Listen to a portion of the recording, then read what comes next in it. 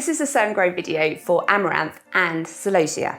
Now, these plants are quite commonly grown as ornamental plants, but less commonly grown as food, but they're both fantastic food plants. And with Celosia in particular, a lot of people don't actually realise that it is an edible plant, and it's a really useful one as well. Now, these plants are related. They're in the same family, so you eat them in the same way and you sow them in the same way, which is why we're covering both of them today. So these plants offer a fantastic food crop. You've got leafy greens, so essentially you've got something that replaces spinach, but it's not going to bolt in hot weather. You can also eat the young shoots or the immature flowers. And with Amaranth in particular, you can also get a grain crop at the end of the year as well. So you've got a lot of different ways that you can approach this plant. And it's considered to be one of our future foods because it's really, really drought tolerant. So once it's in and it's established, it's going to be very forgiving to grow. Now, the seed of both of these plants is really, really tiny. So the best way to grow it is to use the pricking out method. And we've got a whole separate video that explains exactly how you're going to do that. Now, what you're going to do is you're going to take a pot. You're going to fill it with compost, and this is something that you surface sow. So you're going to have the pot of compost nearly full.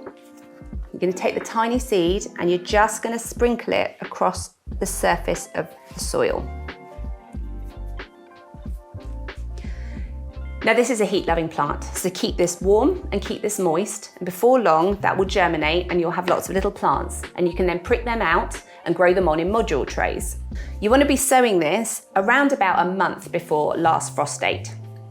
Now, alternatively, another way that you can approach sowing this is by sowing it in place in the garden where you want it. Now, because this seed is really, really tiny, you're unlikely to lose it to things like pigeons and mice. So it tends to work fairly well when sown in place. And what will happen is when the conditions are right outside, when it's warm enough and light enough and moist enough, you'll have amaranth popping up exactly where you want it.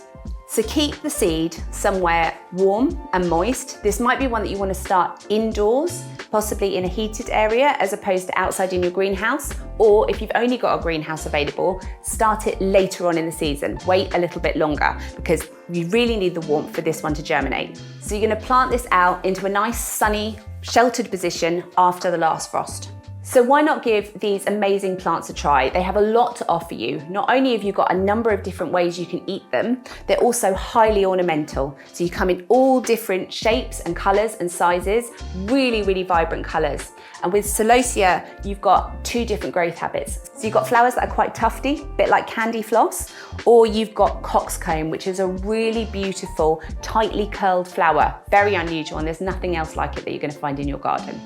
So if you want to have a go at one of these crops, check out the range that we've got online. We've got all sorts of really exciting options for you to have a go at. All of them are edible and all of them are going to make your garden really, really beautiful.